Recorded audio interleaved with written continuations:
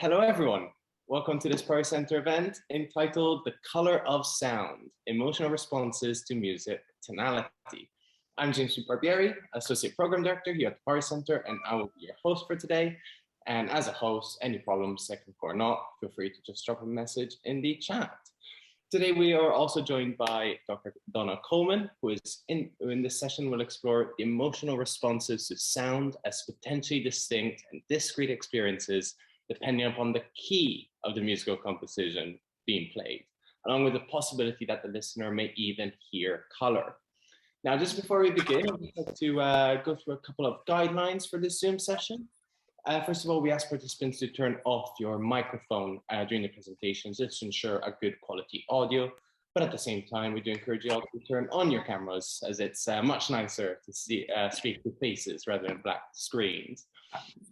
During Q&A and discussion, if you would like to ask a question or make a contribution, you can use the raise your hand function, which can be found under reactions at the bottom of your screen.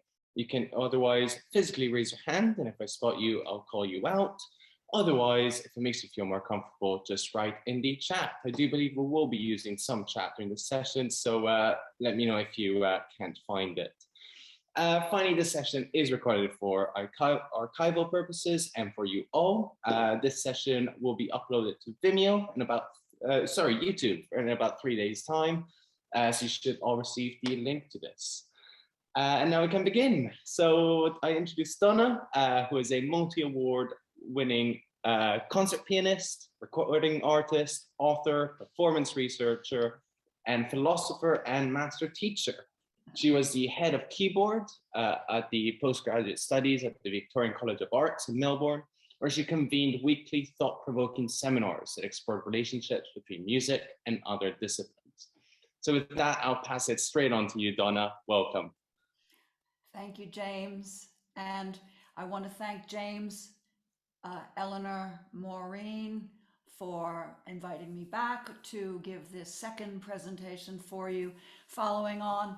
To a certain extent, it's going to follow on, I think, directly from the first session, which was about the search for meaning in music notation, which then, for me, also then encompasses this notion of my emotional response to music that I'm playing. But we're going to be talking specifically about aspects of a phenomenon known as synesthesia. And I'm no expert in any of these, the sort of scientific sides of all of this. For me, it's more intuitive,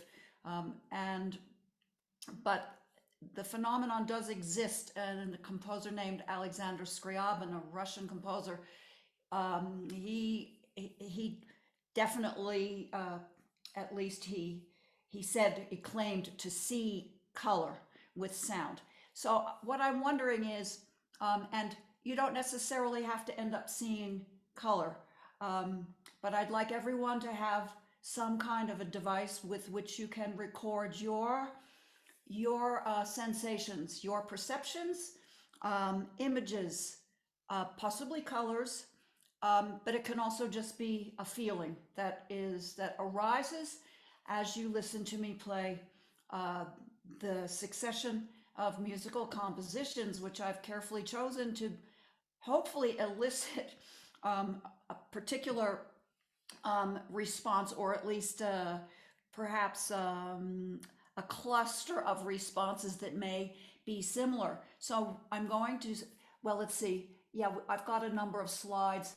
The first one on your screen being just the word perception. I love words. Words are great. And so of course, when we talk about perception, the process, act, or faculty of perceiving, recognition and interpretation of sensory stimuli. And so this for me is, again, this leads directly back to what we were talking about before the last time, interpretations. So any emotional response is going to be your psyche, your being, your mind, and also this could also be connected to memories or conditioning. you know, what the way you grew up hearing music, etc. So I need to get out of full screen so that I can see my other slides. Yes, there we go.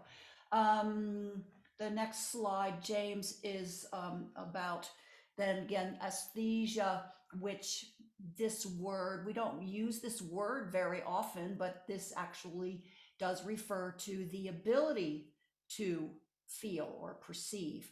And so then when we add the prefix syn, this is the phenomenon in which a stimulation evokes the sensation of another sense.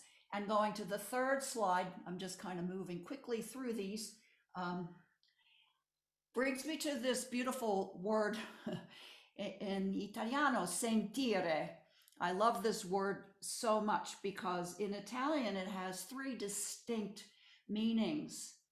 And for me, this is quite important then for the musical experience, the sensations associated with musical experience, because we have sentire means to hear. So, of course, we naturally associate music with hearing, but we don't necessarily associate it with the olfactory sense, to smell, and of course to feel. We would not necessarily think of hearing and feeling as one and the same, but as I said, in Italiano, sentire, to hear, to smell, to feel.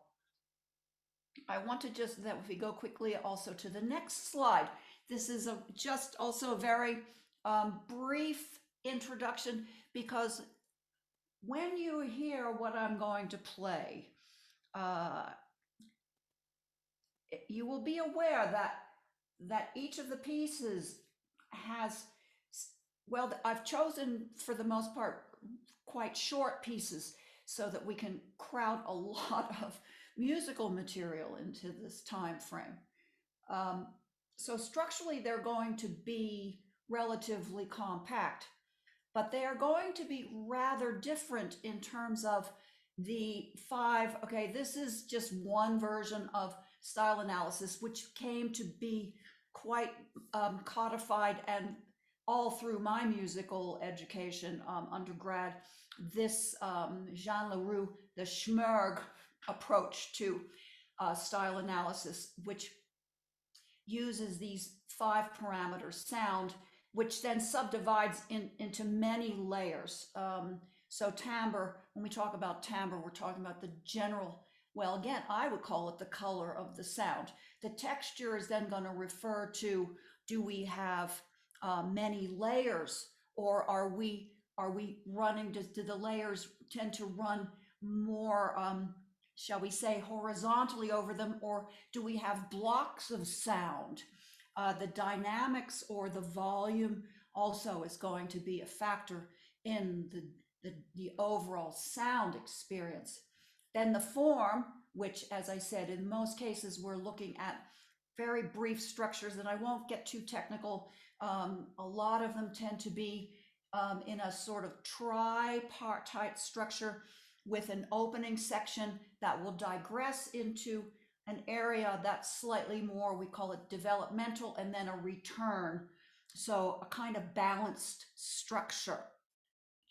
The harmony is where you might find some fairly significant differences. The Bach music, of course, will be the most traditional, but then moving away from Bach into the 19th and early 20th century, we're going to hear how the harmony evolves. Rhythmically, we're going to have quite a diversity of rhythmic ideas, and also tempi, meaning slow, fast. Again, going back to sound, to texture, some very busy, some very slow moving, contemplative, and rather than bouncy and quick. And melody then, of course, is another important factor. The reason I'm pointing all of these out is because Again, when we're looking for, say, possibly similar responses to a specific key, it's important to be aware that there's all these other parameters that will influence your sensations and I'm not looking for anything specific. What I'm really interested in is the conversation that will ensue as everyone contributes, hopefully. And feel free to either speak directly to the audience, to the participants, or you can put your response into the chat line, and James will read the responses, and then we can have a discussion. So moving ahead to the next slide, the refraction of white light into colors. So once again, I'm not an expert. Let's just say I know enough to be dangerous, perhaps.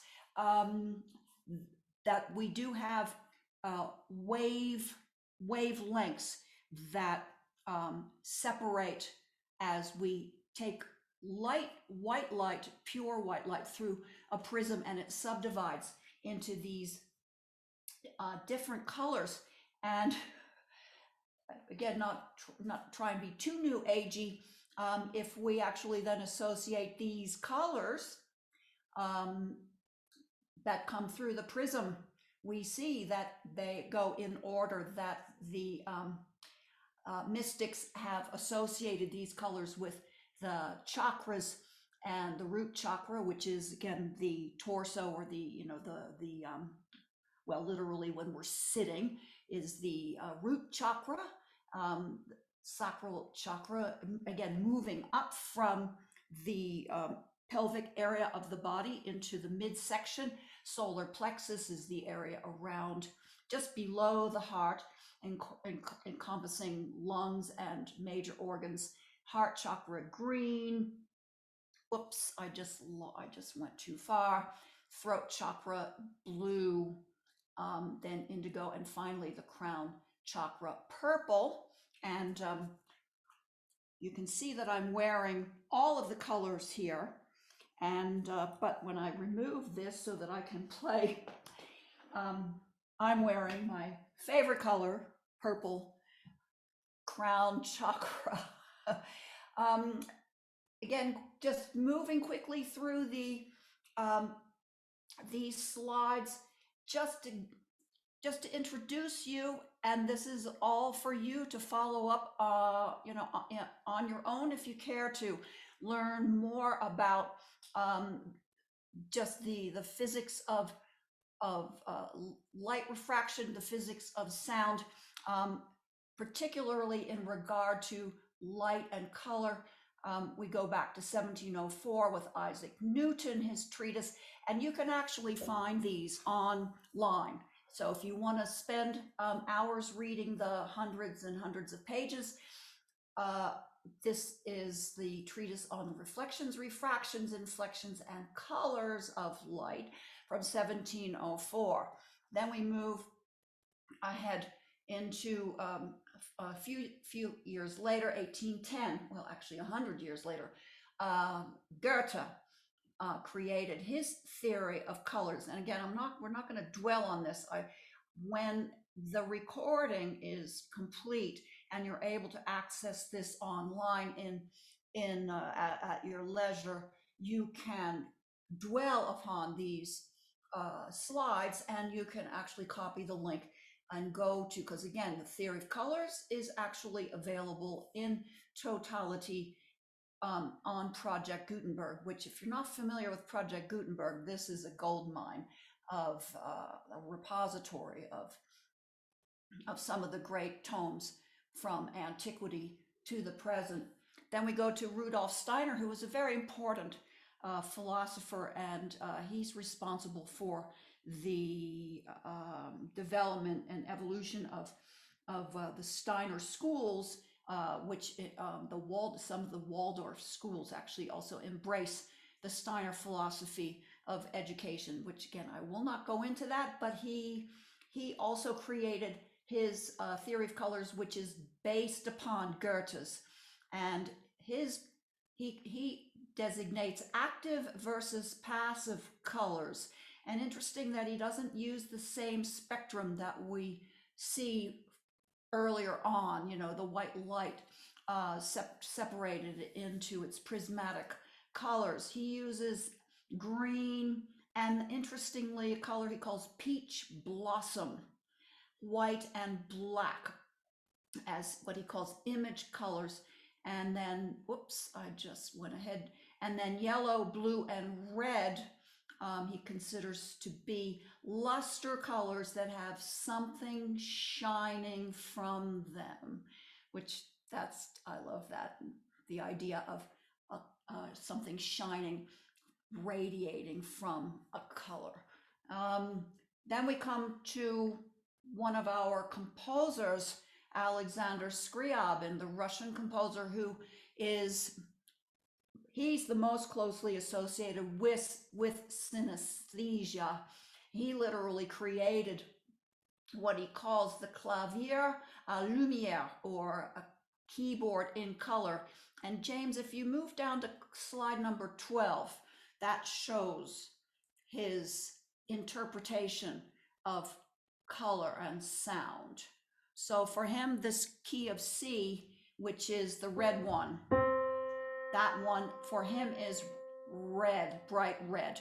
Then C sharp, the next one purple, going up from to the right. The purple one, C sharp, and then D yellow, etc. And I don't want that to be on screen for too long because I don't want to prejudice anybody's intuitive response to these keys. Once again, in the recorded version, you'll be able to read this. The main point here is that these three Russian composers had this discussion about synesthesia, and what they agreed was that there's no common, not necessarily a common interpretation. So, however, there's this one piece that Rachmaninoff composed, an opera called The Miserly Night, and he wrote this in the key of D major. And so Scriabin told Rachmaninoff, and he quotes, "Your intuition has unconsciously followed the laws whose very existence you have tried to deny." And again, these laws, whether they actually truly exist, is another point for discussion. So I'm going to now stop doing slides, and what I think maybe we should do now, yeah, that's good, is just come back to me. Hello. And let me get organized here. I was, but then I started. Okay, so now, as I said, I hope everyone has, you can always use old-fashioned pencil and paper, or if you prefer, to make notes on your iPad or whatever. But I'm going to now, we're going to start the interactive part of the journey here, and I'm going to begin with a piece that's reasonably well known. I think anybody that knows the music of Johann Sebastian Bach is likely to be familiar with this piece. It's the first prelude from the set of 48 preludes and fugues that Johann Sebastian Bach wrote, 2 volumes. The first volume was composed in 1722. The purpose of this set of 24 preludes and fugues will now just again demonstrate that in the scale on the piano. So the piano is divided into what we call octaves, and and then I have all of these notes that are essentially the same, except that again, I will get a little technical here. Like, for instance, the wavelength of this A is 440 cycles per second, and this one is twice as fast, 1 octave higher. There's a bit of mathematics that can be the topic of another webinar down the road. But between these two C's, I have 12 different pitches. So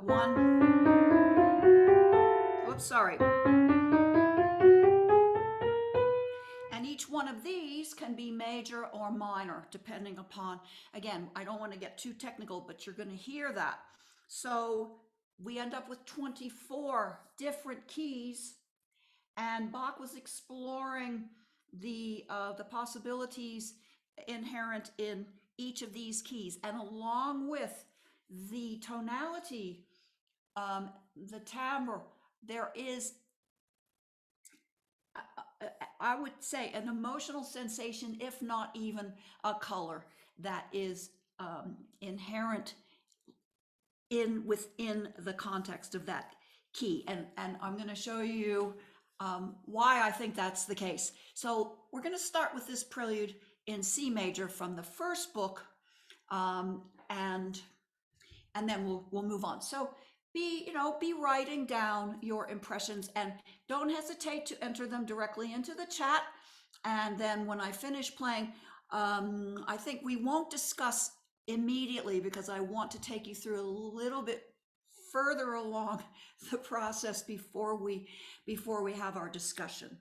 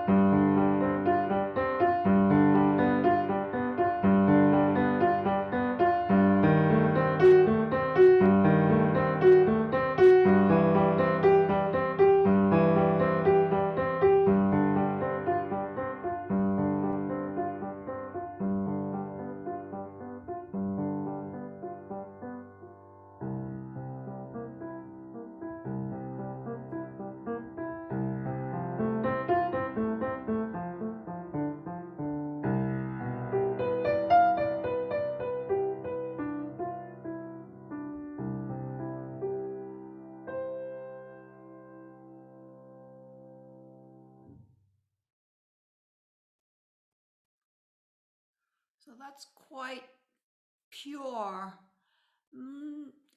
Of course, there are digressions from the pure C major, but of course it begins, ends, and there are many moments in the middle of the piece where C major as absolutely it is the overarching key, but we have various what we call modulations. So assuming that you have major impressions of that piece in C major, I want to try an exercise which I think could produce some very interesting results. I'm hoping. I've transposed the first part of it into the key of D major, which is one full tone higher. And of course, Scriabin associates that with a different color entirely. So I'm going to now play it in D, again, not the whole thing, and see what you think.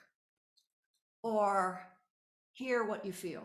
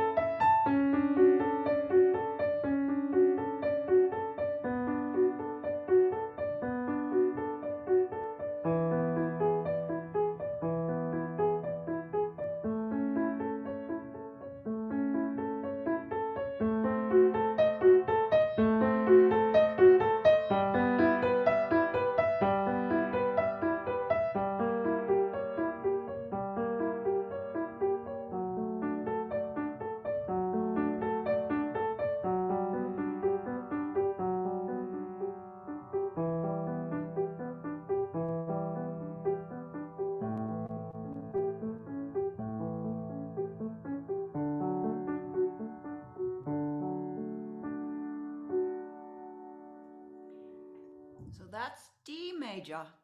And if I take it back to C,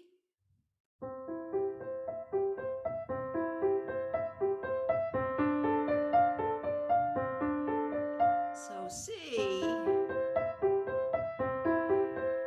and D, there's definitely a shift of energy there. And before I leave C major, I want to then offer a few more versions of C major as offered by a few other composers, because I think that, once again, to sort of frame out the whole notion of this key and possible color associations. So this is from 1839. So we've moved ahead more than 100 years. We go to now Chopin, the Polish composer, Opus 28 Preludes. And again, Chopin decided that he wanted to, as homage to Bach, write his own set of 24 preludes, each in a different key.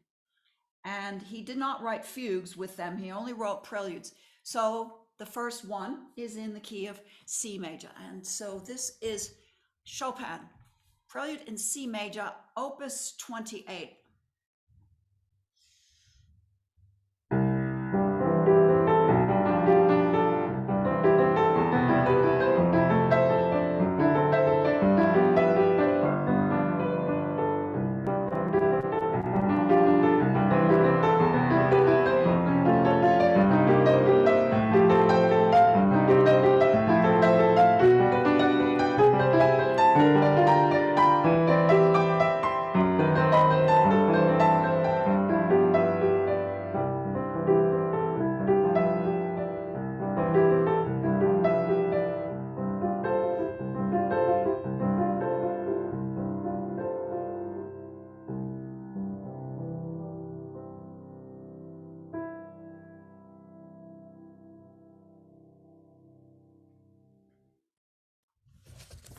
So that's Chopin in C major.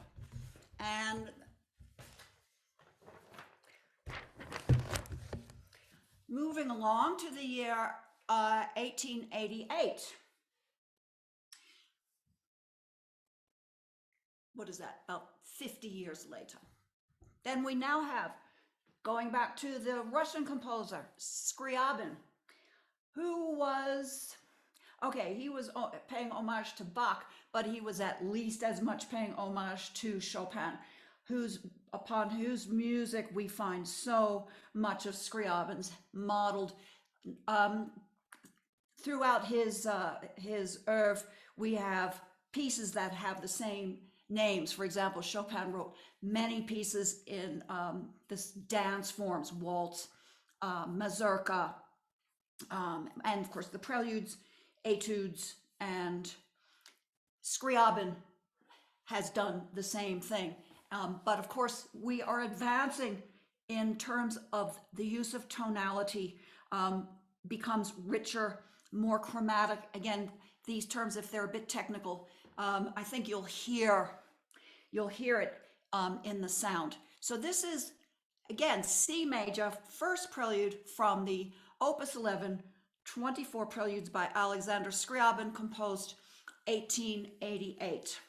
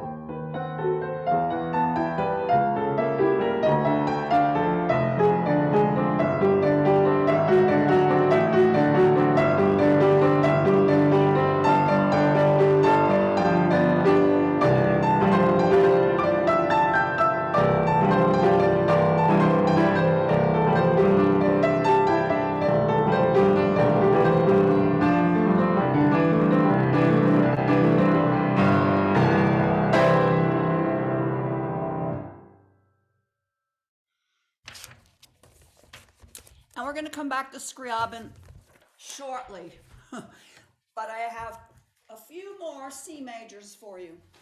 I figure I might as well introduce you to the way many different composers, including some composers that were writing in the 20th century, still writing very much in a tonal environment, even though in many cases they will digress significantly from that original key. So this is the composer, the Catalonian composer, not very well known, but his music is quite rich and beautiful. So a composer for you to definitely search out. His name is Federico Mompou, and he lived between 1893 and 1987. And this is one of his late pieces called Musica Calada. And these pieces were composed as a big set of pieces composed between 1959 and 1967. In fact, I'm sort of doing this out of order, it doesn't matter. This is the piece number 28, and it's not the last, it's the second to last one in the set. And once again, another version of C major.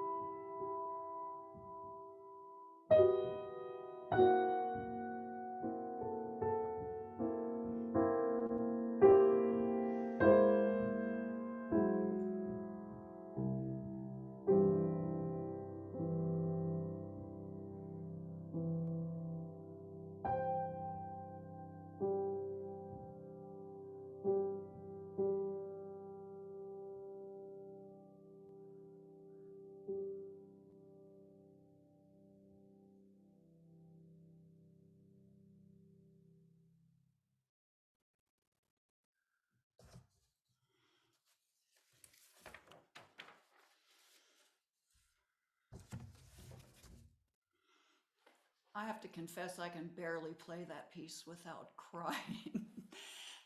Now, one more Russian composer also from the 20th century, Dmitri Shostakovich, who also wrote a set of 24 preludes with fugues in this case. Once again, in direct homage to Johann Sebastian Bach's Well-Tempered Clavier. So this is the Opus 87, number 1, the first prelude from that set of pieces composed in 1951, so just a little bit before the Montpu. But I think you're going to hear some similar qualities in these two works, not the least of which is the opening gesture and the general pace of it. And again, in this sense, we might be referring to, say, the rhythm of the music.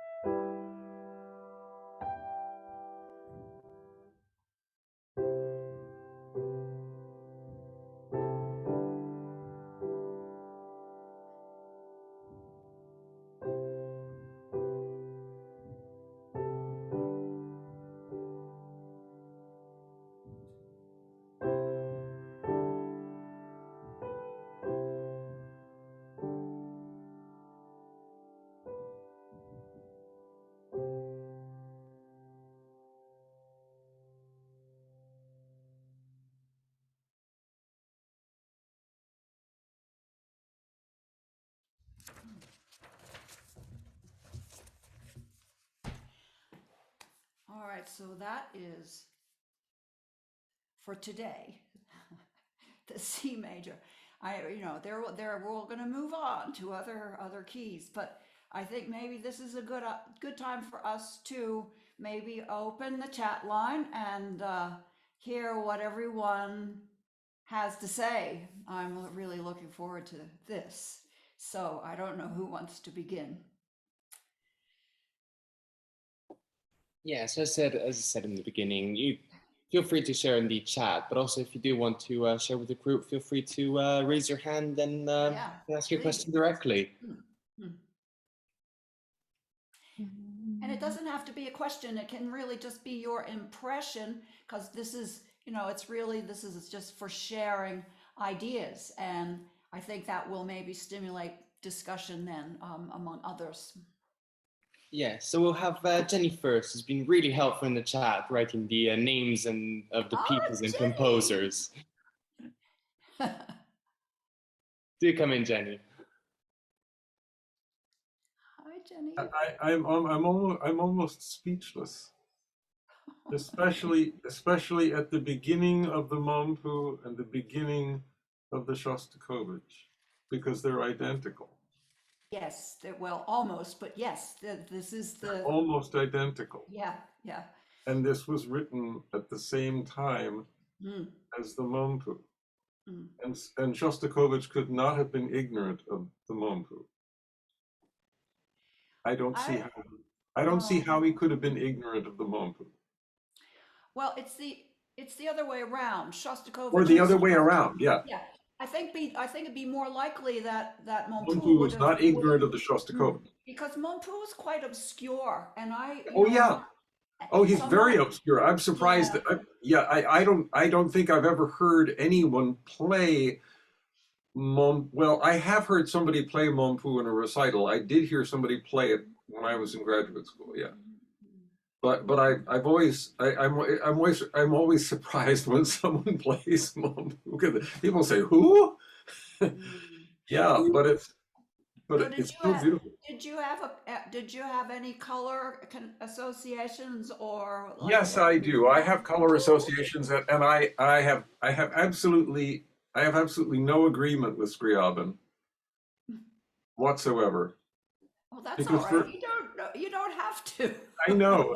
I know, but what surprised me most, I suppose, was, well, it didn't surprise me totally, but it was utterly astonishing when you played the Bach C major in C, and then you played the C major in D, and it was absolutely startling to hear it played a major second up.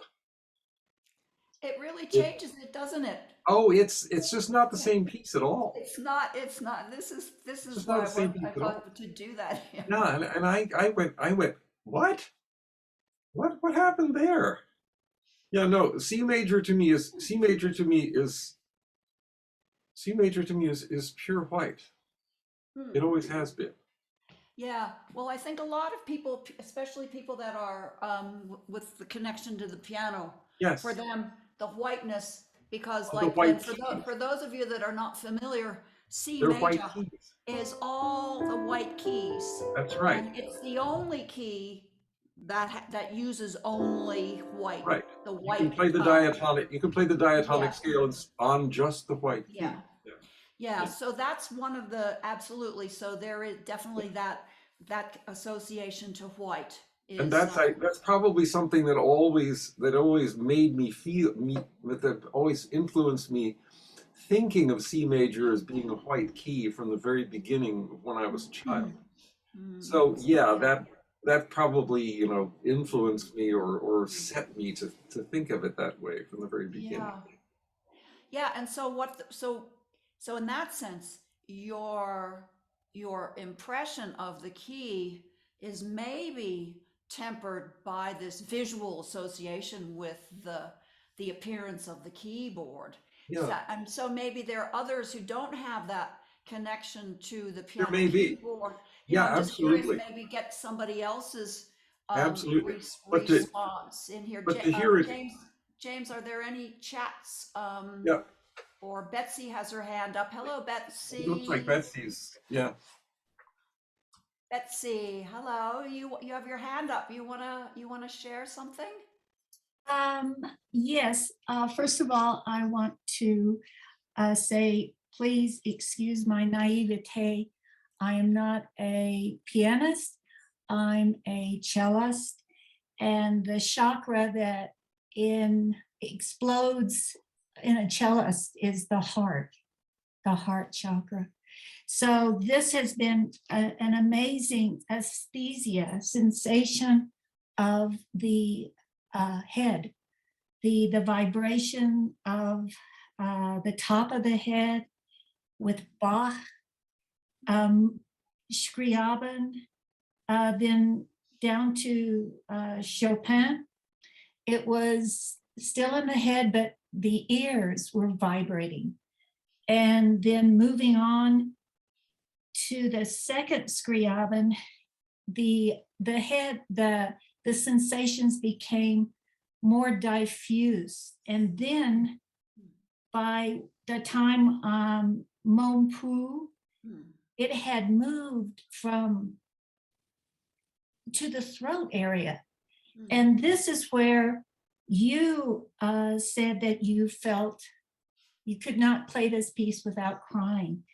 Well, the Bach C major, the first you started with, that's the one I was unable to not be melancholy, not melancholy isn't the word, but to cry. It profoundly, it was such a clarion, unique sensation, vibrations in the head. And that's the way it feels when I play the cello at the heart.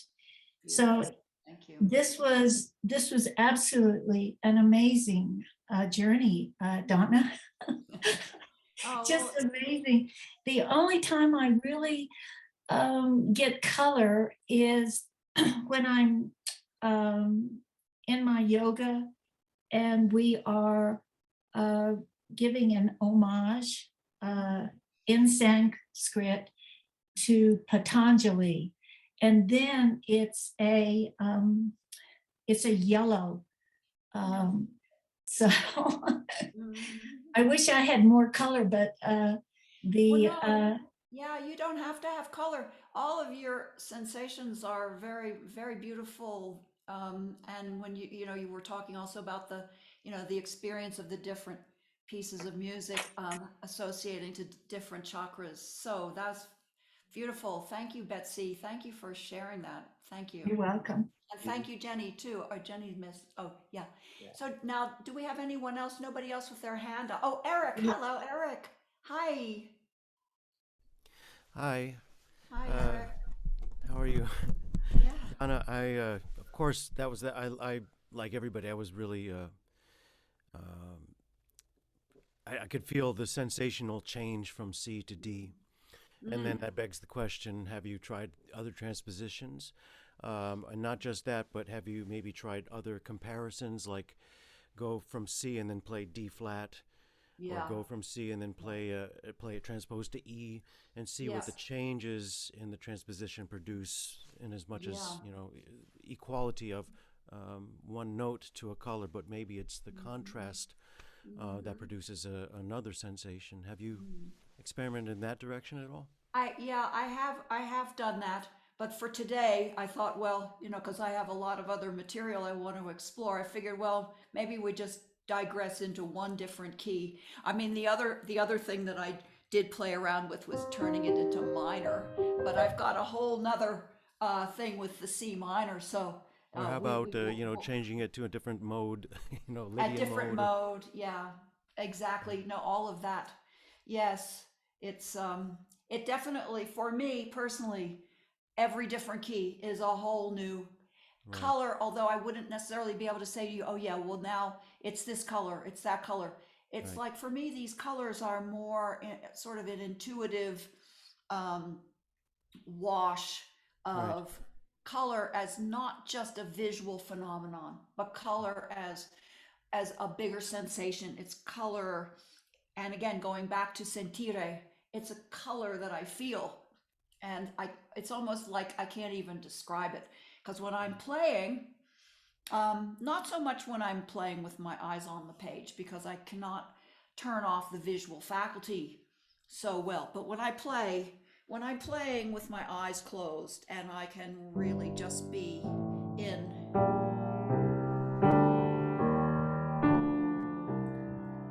what I'm seeing, what I start to see, again, it's not even a visual seeing, it's more of this conglomerate sensation, which is a combination of seeing, feeling, hearing, touching, moving.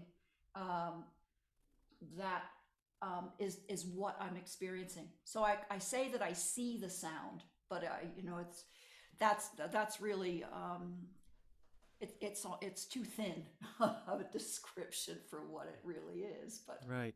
I mean, it just makes me, the one thing is I teach composition.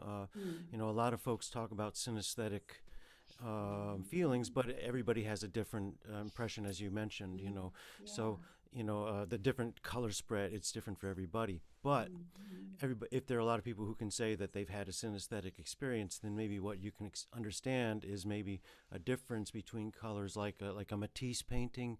You know, the way it's not just the colors that he chooses, which are each wonderful, but the way that they bounce off of each other and complement or contrast each other. Well, exactly, So and that's one yeah, thing and I'm thinking that is possible to teach. Like you can't necessarily teach according to, well, I don't agree with that color or that color, but you can look at the contrasts. yeah, So and what you're saying is that really the context is important, isn't it? So yeah, and this is why, say, composers that are creating a multi-movement composition will.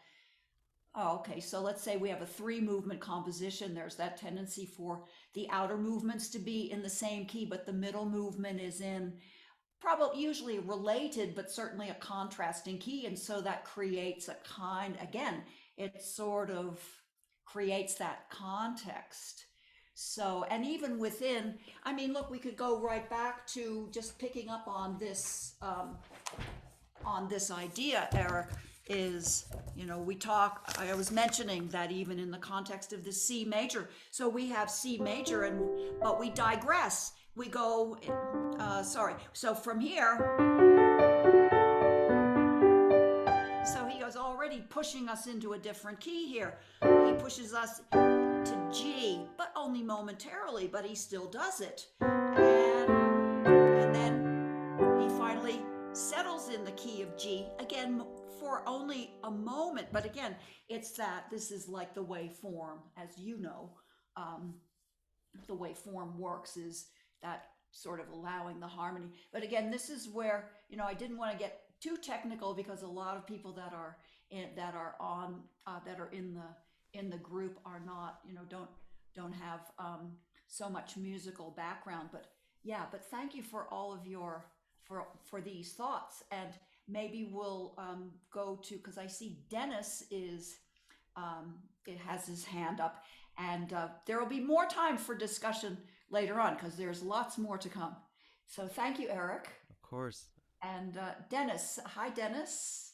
Thank you for joining today. Thank you for this brilliant webinar and brilliant playing. One of the reasons I was really excited about attending is because ever since I was a kid, when I was first learning music, it was always E minor that was my favorite key, and that produced the emotional reactions in me. And I've always visualized yellow when I hear E minor tunes, like this rich gold or amber playing. I mean, for decades, even before I knew anything about this. And I just find it really fascinating that I've had that reaction to E minor.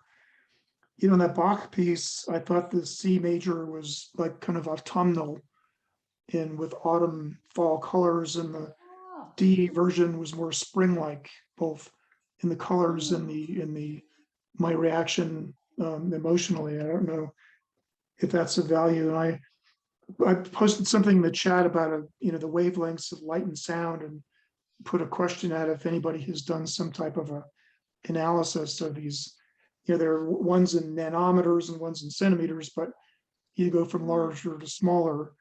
And if anybody has done an analysis of the synesthesia of in the context of the mathematical wavelengths of the waves of light versus sound. But I just thought I'd throw that out. No, that would be a very interesting study to undertake. I know that Berkeley has undertaken some version of a, but I don't think it was so specific. But that would be a very interesting exercise. That'd be very interesting. We would have to really define down to the nth degree the parameters, because obviously there's, as you can hear, there's just so many elements in any given version of C major that can influence one's perception. Because I'm assuming, and again, I haven't read all the chats. I have actually realized that I could open the chat here. Hello, everyone. Wow, Calgary, Canada.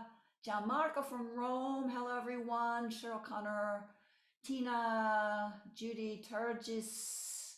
So, wow, this is fantastic. We really have an international audience here. Beautiful. Thank you, everyone, for joining. Yeah, I would imagine that there's just been a lot of that each version of C major has probably elicited some very different responses. Oh, Jenny says you rock my socks off. Oh my gosh. Okay, let's see. Anyway, yeah, thank you, Dennis. I'm just wondering whether anybody else wants to comment. Let's see, can we just just look down? There were some that talked about the synesthesia and what they felt during the playings in the chat. So, well, first of all, Dennis, I wanted to sort of mirror what you said, because I too, when we were in D, I did imagine, I saw images rather than colors. So I did see more of a sort of like a spring, very bright spring. So lots of yellows and oranges. Whilst the the C, I saw more, like a dark night, full moon kind of evening. And I can see Stephen as well. When we were in C, saw blues and purples, and in D, saw yellows and oranges.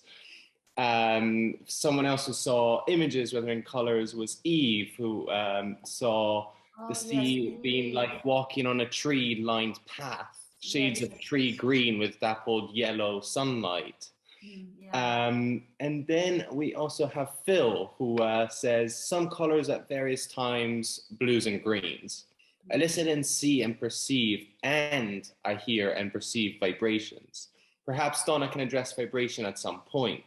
It is the vibrations that takes me to places. The C to D equals C was soothing blue. D was transcending into a more ephemeral space. Yes, well, vibration, I believe, well, the article that I wrote for Pari Perspectives a couple of months ago, too, I think it was not this most recent, talks a great deal about the experience of the vibration. And I mean, if I wanted to take you to the experience of that for me. Okay, we'll just go with C. If I put this C down.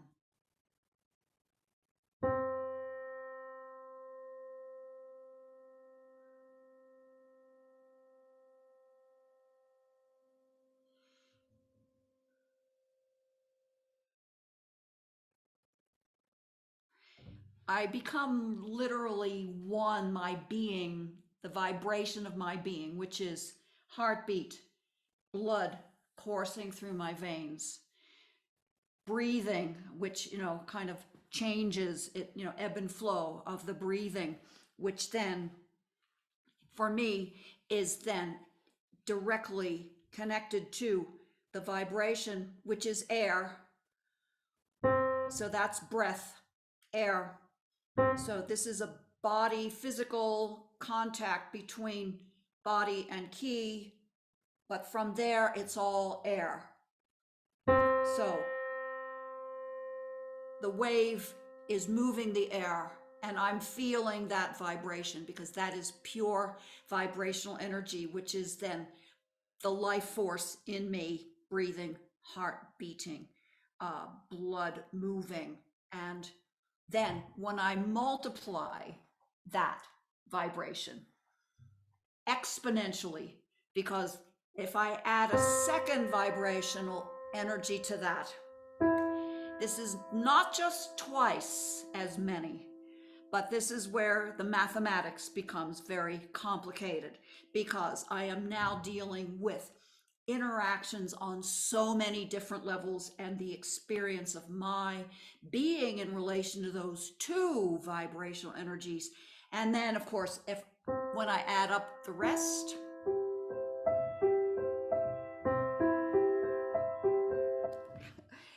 again, this is where it becomes indescribable, because this is something that, and I think Betsy, was talking about this when you play the cello, heart chakra. Absolutely. I'm totally there with you. Heart chakra, but it's also, there's this crown chakra, but it's root chakra, because it's all coming from the core.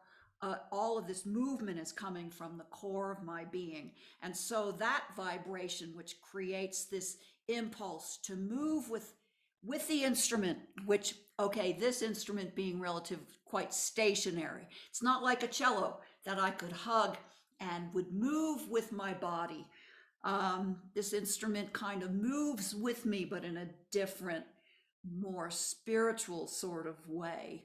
The comments about the C major being a little bit more, moonlit, that's beautiful. The green, the forest path, all of these very beautiful. And I completely agree. And this is again where the frequency and the wavelength and the way the air is moved.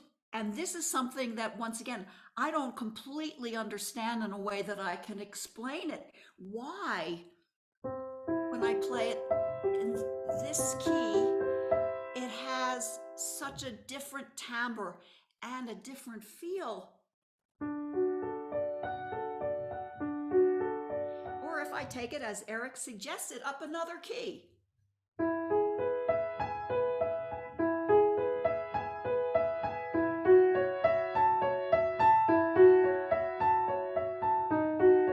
Sorry.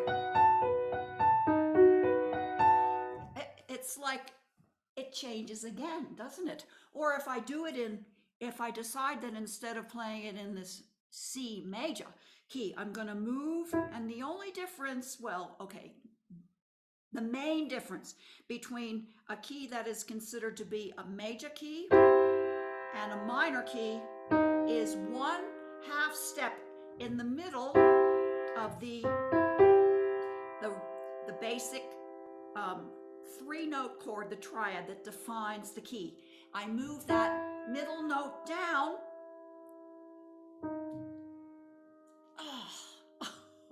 I mean, that even just doing that is so profound. It's like the whole universe changes. So then if I'm playing it,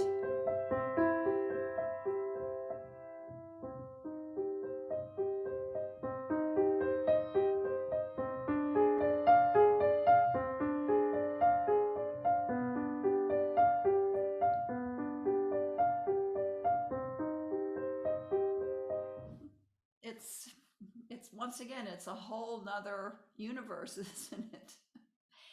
I hope that sort of answered the question. I know that there's just so many different different pathways to explain. I just want to see how we're going with whether we've covered all of the chat so far. I see, yes. I think in general, I'm noticing that everyone is feeling this sense of lighter, happier, joyful response. And I would agree that D major, it is somehow brighter. And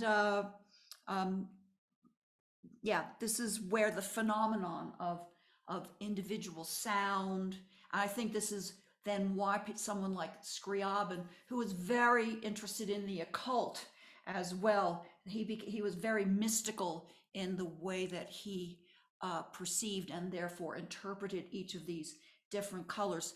I'm just seeing it's a little bit past the hour, and if you don't mind, we could take maybe just a little tiny 3-minute break right now, and then we'll come back, because then, as much as I would love to stick with the pure tonalities, I think there's a whole nother journey awaiting you as I take you now into the realm of the non-tonal. So I will be, just give me 2 minutes. Let's come back at maybe 3 minutes. Sorry, 13 minutes past the hour.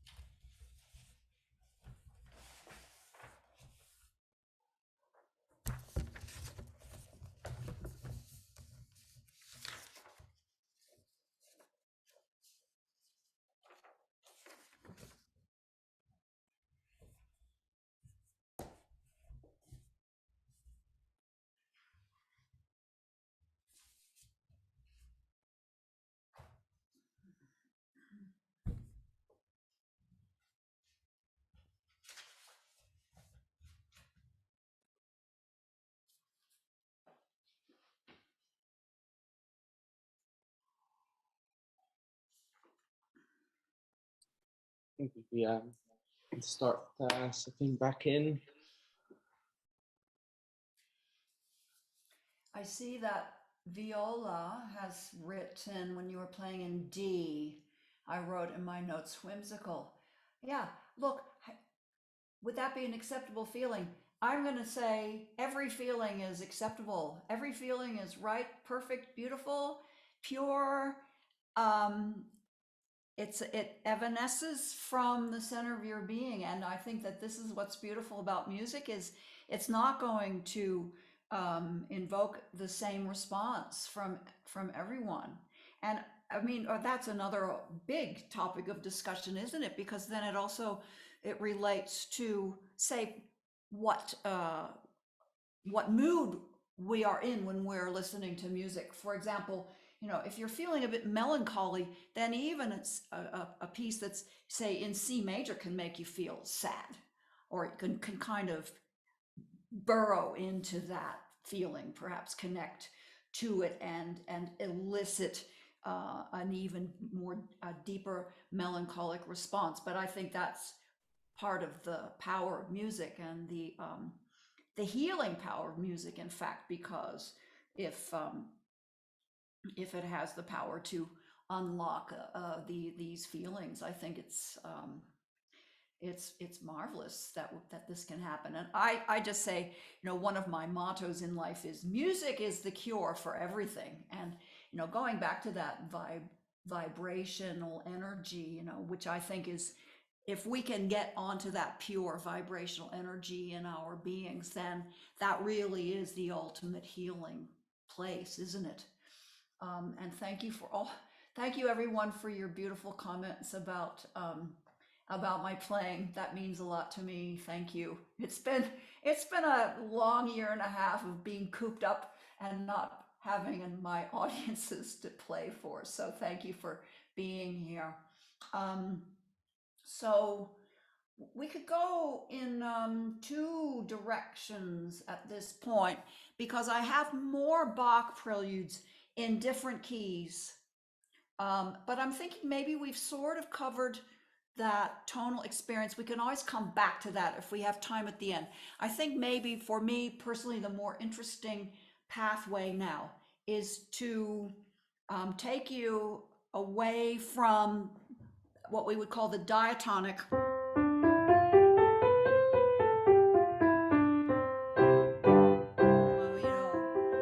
We would call this the diatonic landscape. And this was really the principal language for Western European art music from about early 1700s. And when we start moving into the 19th century, mid to late 19th century, we find composers are beginning to feel a bit hemmed in by what they consider to be the confines of either 7 notes in the diatonic.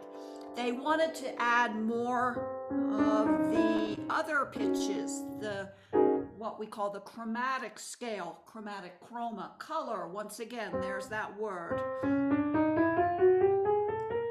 So many composers were finding different pathways to drawing more of this color chromaticism into their harmonies and into their melodies. And some of them were very specific and created their own languages based upon some very specific phenomena. And so, for example, Scriabin, who you've heard his first prelude in C major, which is fairly traditional. And you can hear, I think you could probably hear how much it was modeled on Chopin's prelude. However, Scriabin went on, and he did not live a huge long life, sadly. We wish he had, because he was really exploring some very, very interesting directions in music, color, structure, form, harmony, texture, all of that. In 1910, he started using a particular structure that was his own invention, and he calls it the mystic chord. And again, without getting too technical, we have 2 intervals that in traditional diatonic music are considered to be anathema. This is the interval that absolutely divides the diatonic scale into 2 equal halves. This is called the tritone. So this pitch does not belong in the diatonic scale. So we have 2 of those tritones in this mystic chord. We also have a major third. Then we have a series of stacked perfect fourths, which is a quality of harmony that we will hear in other composers. that we won't be hearing today. People like Prokofiev. I mean, the so-called quartal harmony that became a thing, shall we say, in the early 20th century. In any case, with Scriabin, so we have. I'm going to play for you now as a means of moving us into this new color territory. Scriabin's Prelude, Opus 67, the first of two that he composed in 1912, based upon the entire language of this is derived from this mystic chord. And I'll just mention that he has these little this terminology in here at the start: vague, mystérieux, vague and mysterious. Then down the page, déchirant, which literally means ear splitting. So this is quite an emotional journey, this piece.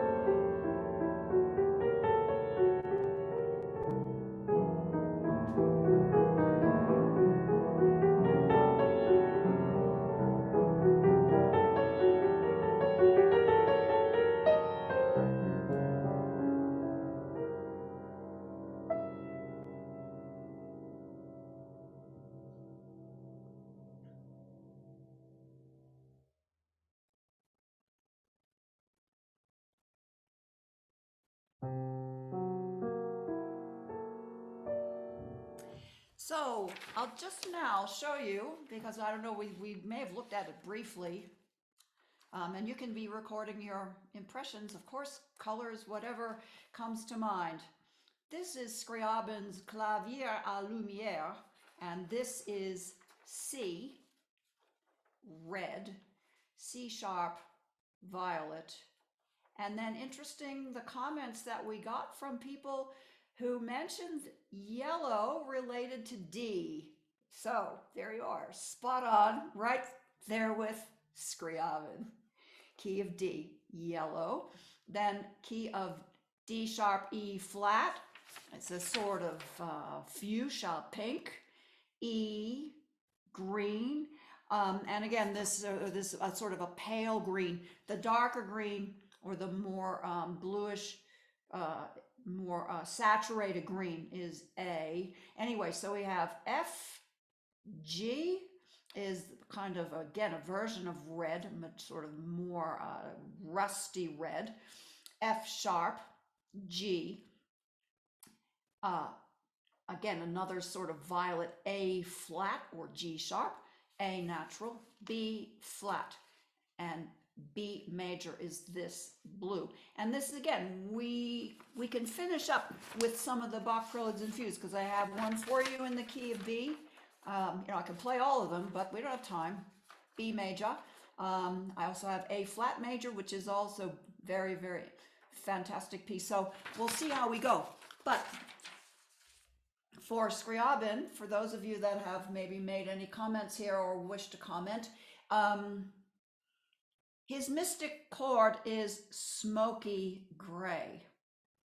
I think this piece, in a way, has a sort of smoky quality, doesn't it, anyway? I mean, not all of the pieces based on the mystic chord are going to sound like this. This is his particular approach to this.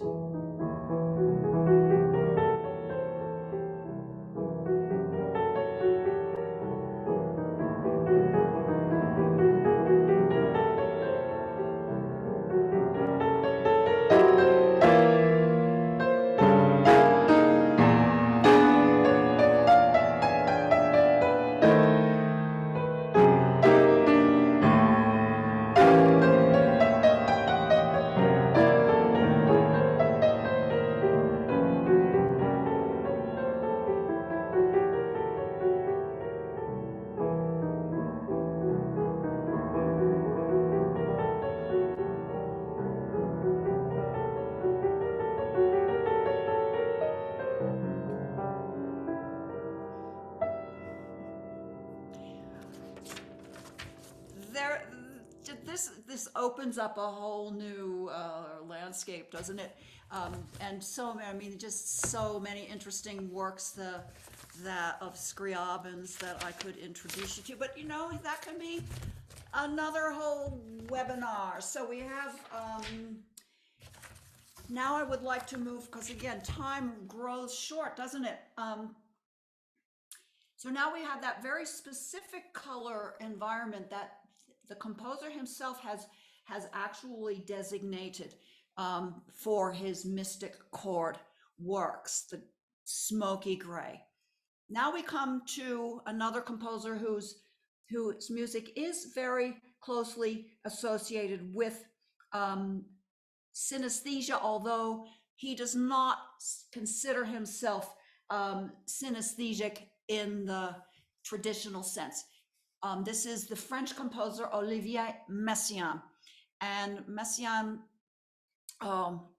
where is my slide? His dates. He died in 1992, a long life. I think he was born 1908. I think that might be the right dates for him. In any case, he created, not that he created, but what he did was to codify scales. And again, this is a scale. This is a scale. This is a scale. He codified a series of scales that he calls modes of limited transposition. So what's the thing about this scale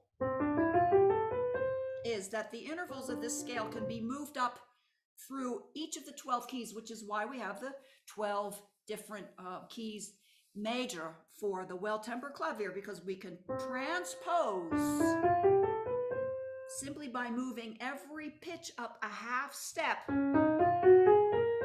and then I transpose it again another half step. So that means that I have 12 possible transpositions of this particular major scale.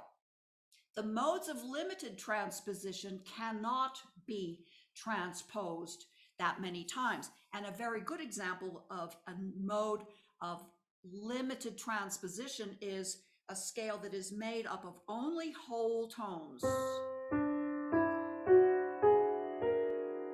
So that means instead of having half steps that just crunch the sensation every fourth note in the major scale, we have only,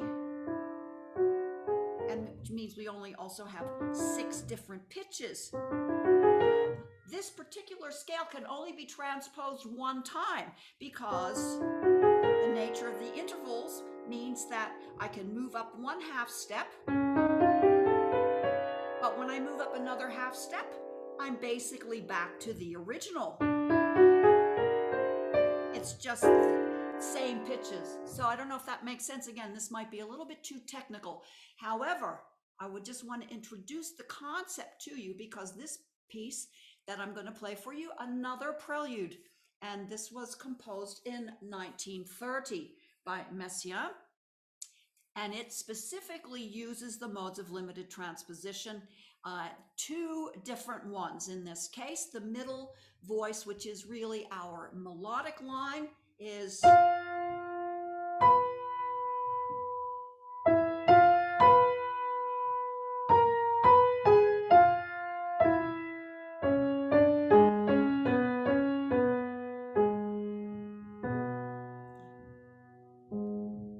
this is mode 2, and I'm not going to tell you what color it is yet, because each mode has a color associated with it.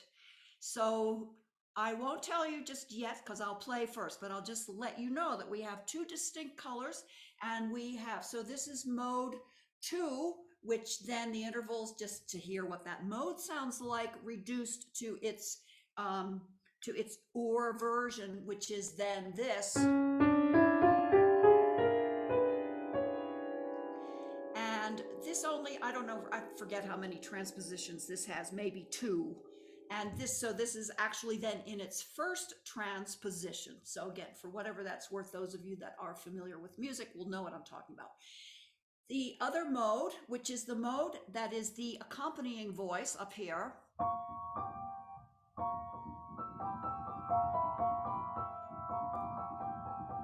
which he presents, of course, in a very different way.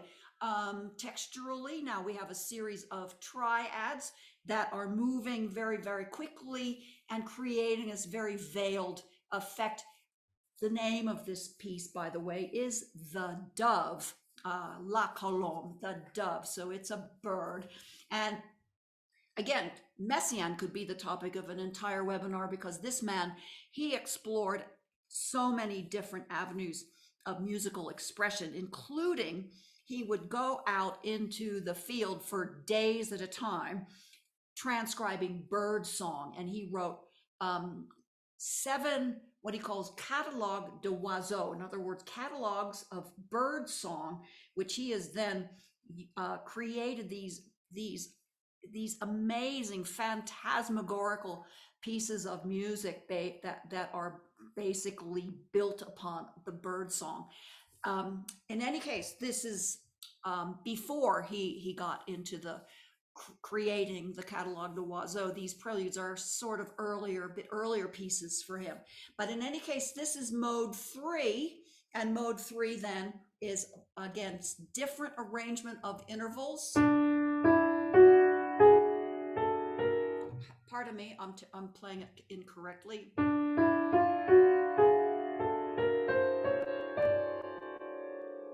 Okay, so that has its own distinct color.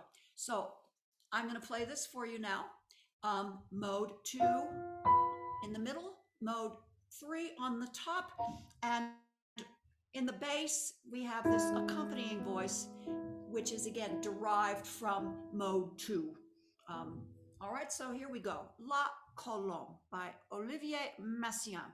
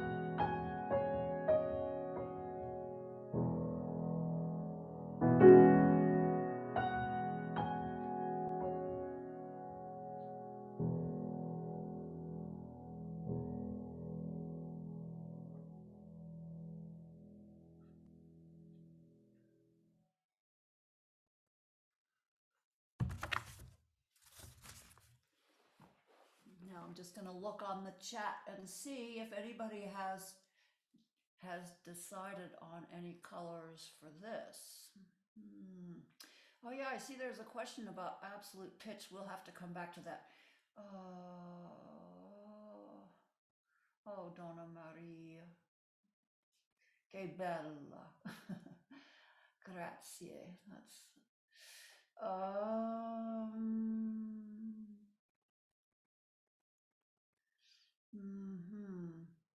green.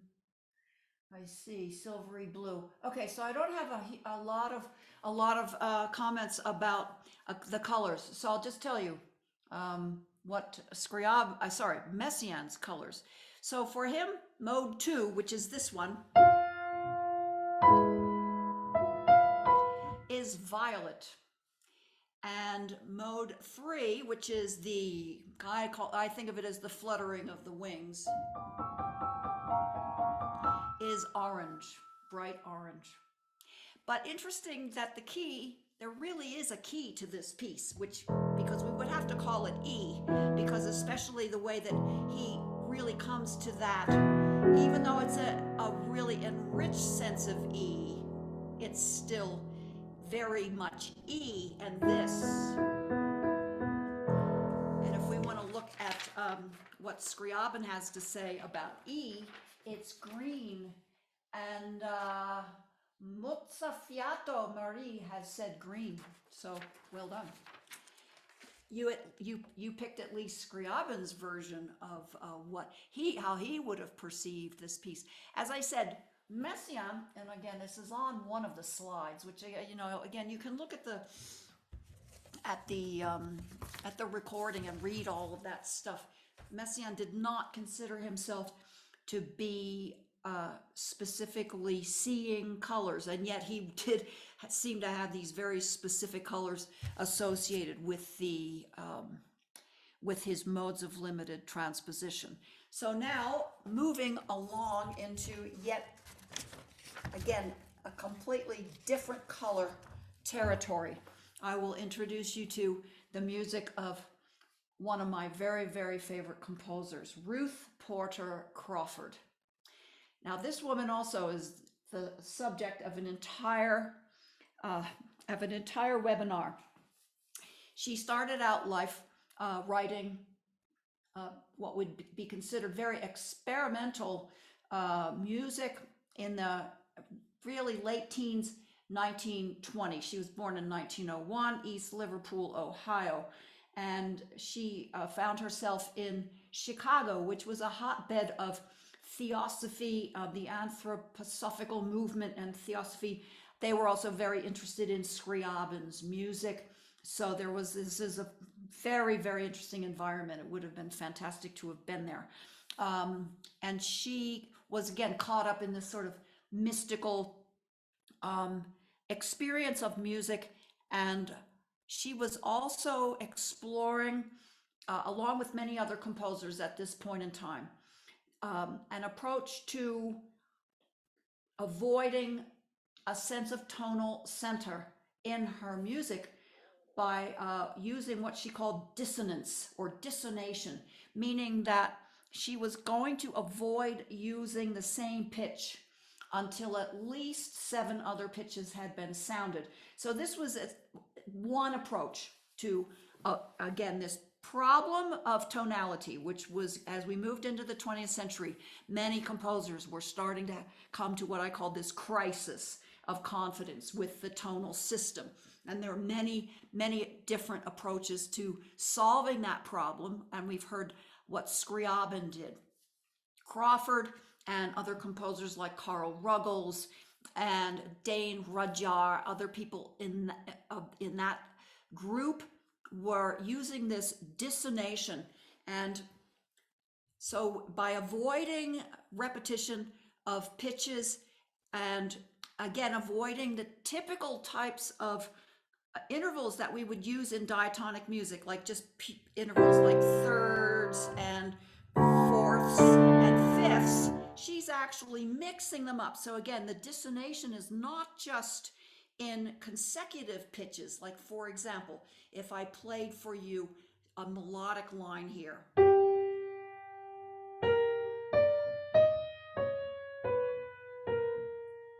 So I have 1, 2, 3, 4, 5, 6, 7 pitches that are different, and then she repeats. However, she doesn't repeat it exactly the same as it looks on the page, because the first time we hear it, it's A sharp, and the second time it comes back as B flat. Technically, it's not the same sound. But in any case, then we move to A, which means then that we now have added the 8th different pitch, and then we move on. In any case, but we also have maximum dissonation in the types of intervals. So here we have a major sixth, here we have major seventh, major sixth, another major seventh. Okay, sorry about that. Then we have lots of major sevenths here. Then we have an augmented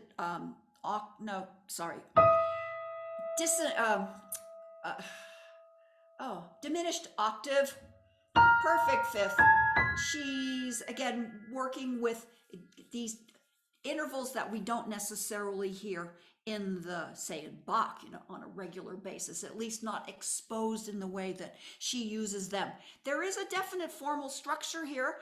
ABA, there is, in this case, it's really more just a dual structure, and with a coda. So I'll just play this. It's the number 6 prelude of the 9 preludes that she composed between 1924 and 1928. I'll tell you a little bit more about her afterward.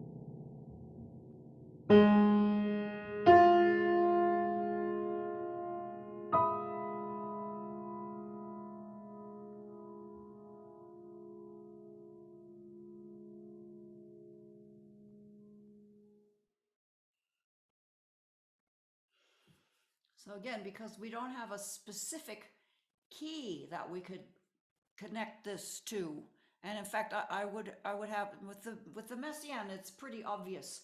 Here, I don't know that we could really identify a specific key, because we even just look at these low bass pitches, for example, and the very down below, we actually have a cluster of pitches, very chromatic, all half steps. When she's opened out, created a wider texture by separating them out into this, but it's essentially it's this, but it's, and so difficult to assign a particular tonality to this. We have the C in the very, very bass, but we have this cluster, and then in the top we have, again, just her finishing, her concluding, this is, which which maybe we could think of that as a kind of a D, but with the D there, I don't know, it's kind of really sort of pressing the point, isn't it? So any impressions, any colors? Oh, somebody saw red. By the way, red is Scriabin's color for C major, and he calls it the color of ecstasy. Anyway, so you can think on that. Let's see. Joy saw orange. That's fine. I mean, there's no wrong answer. So Joy, don't be shy. Orange is a great color to connect to this, or to any piece of music if that's what blooms in your imagination. So that's one version of avoiding tonality. And there's a sort of method to it, as I said, the avoiding repeating a pitch. However, as we move again through the 20th century, we have other composers who are more, shall we say, OC in their determination to avoid tonality. And in a way, the ringleader of that group is Arnold Schoenberg. Arnold Schoenberg in 1908, there was this famous, the year 1908, very important. This is the year that he abandoned tonality. He said, that's it. I just can't do it anymore. And then he started writing initially in, where did I put my, oh, hang on, it's in here. He started writing initially in what was called the pantonal style, meaning that he was, again, attempting to treat all pitches of the 12 pitch chromatic scale equally. And this is a piece he wrote in 1911 in what's called the pan-tonal style. And again, it's very short, but it's also an indication of what else was going on in music history in the early years of the 20th century. There was this sort of fragmenting of everything, not only the tonal system, but also structures, the musical gestures, which, we certainly hear. If we could call that a sort of musical gesture or a figure, as it were. And there's a regularity to the way Bach uses that figure throughout that particular prelude, which gives it a kind of consistency. With these composers in the 20th century, or at least in this particular style period of the Second Viennese School, we have Schoenberg, and then two of his prominent pupils, Anton Webern and Alban Berg, who essentially took up the mission, shall we say. This, though, very minimalist in that sense, although not minimalist as in Terry Riley or Steve Reich, Philip Glass. Minimalist in the sense that the musical materials he's using to create his musical expression are pared down to the absolute minimum, as you will hear. So this is the second of the Sechs kleine Klavierstück by Arnold Schoenberg, composed 1911.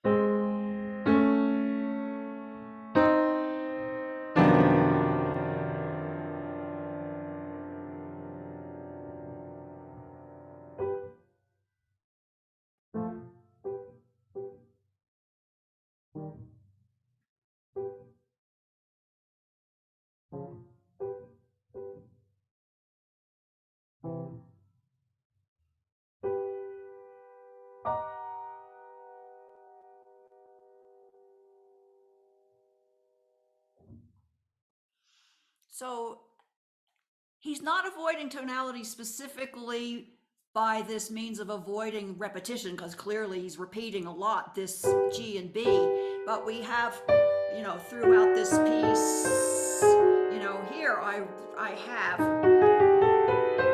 so far, you know, the materials that he's using, he's really building up the pitches of the 12 tone scale. The only pitch that we wait for till practically the very end is this E natural, which doesn't come until really the very last bar, and our D flat also in there. So there we have all pitches of the chromatic scale.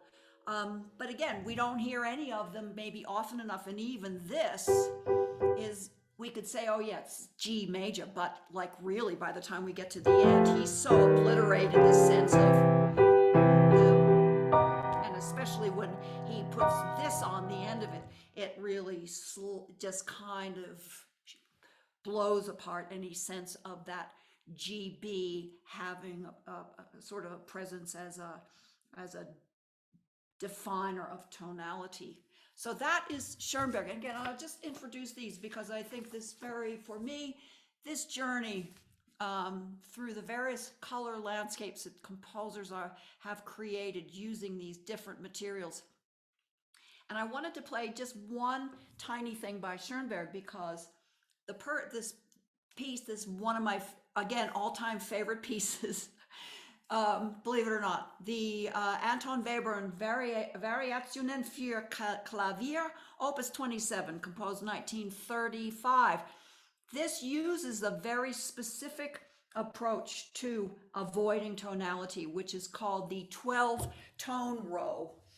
And again, topic for another whole webinar, should you be interested in following this up, and which I should have my materials more clear here for you. I can just give you, you know, a bit of an idea. Across the top here, I've got this whole thing notated out, identified all the row. There is one 12-tone row. And when I talk about a 12-tone row, once again, so what the composer has done is he has created a very specific ordering of those 12 pitches. From that ordering, then he creates a matrix, which is, I don't know why I didn't get that out to show you. I should have that right here, pardon me. A matrix which we call the magic square, which gives you 144 versions, 12 times 12, because we have the prime version, which is, and then we have the 12 transpositions, we have the inverted version of the row, and we have the retrograde or backward version of the row, and we have the backward inverted version of the row. So we have a lot of options for using this material, and Webern has so beautifully incorporated the 12-tone approach in this set of pieces, which I will play the first movement of these variations for you. Once again, quite minimal in the way that he uses or he creates his musical gestures, really a lot of what we call duple ideas, where he just has one pitch or two pitches that kind of fall off to a second set, either going from 1 to 2 or 2 to 1. And this sense of flow and fluidity, which I think really makes this almost feel a bit like a dance, but a very different kind of dance. It is in free, so there's a kind of waltzy feeling to it, which you may or may not pick up. So here we have Variationen für Klavier. I'm getting tongue-tied now at this stage. The Variations for Piano by Anton Webern, Movement 1.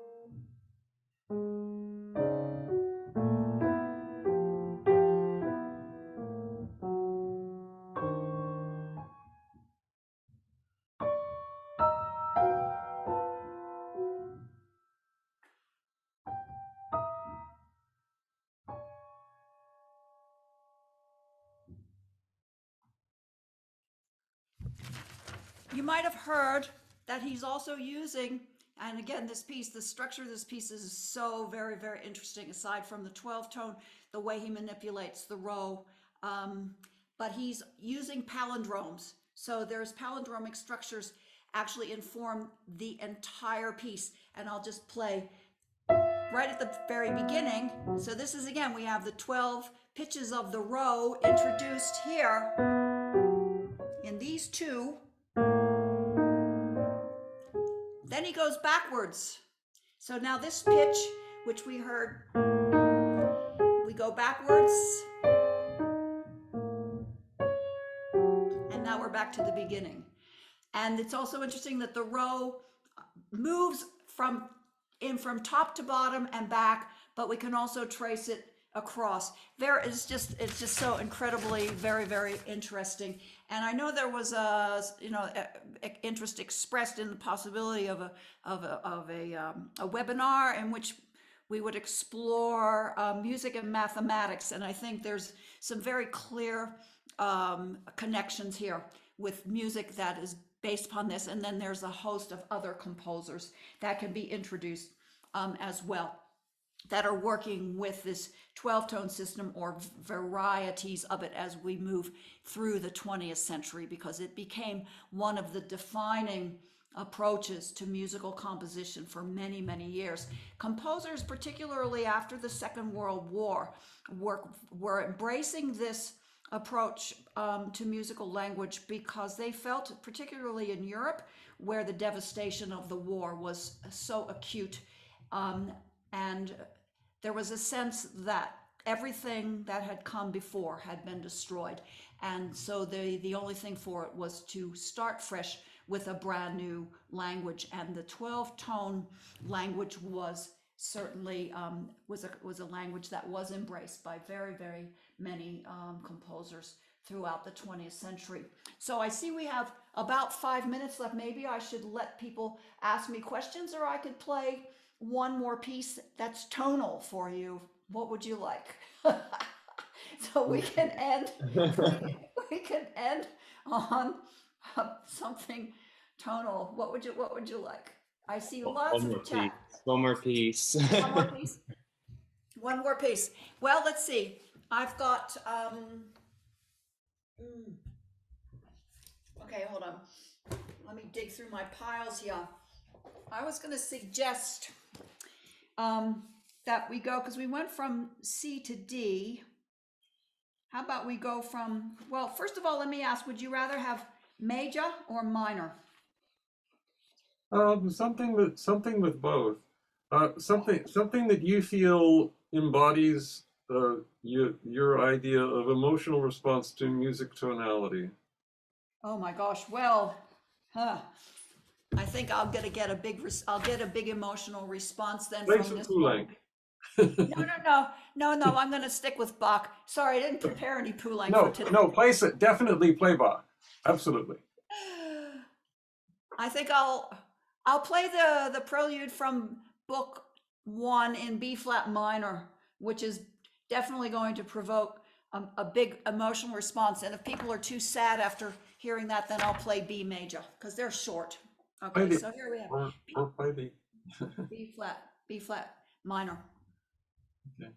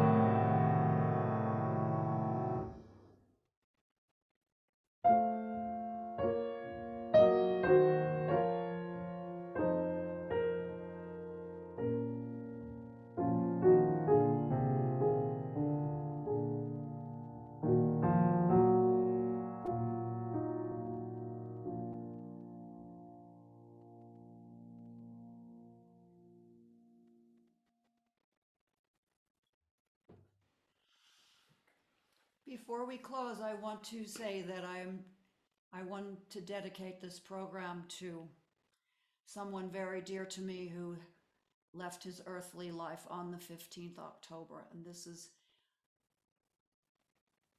probably the most important person ever in my entire life, Niccolò Antonio Sartori, who was my beloved teacher and who taught me everything I know about music. I'll start to cry now.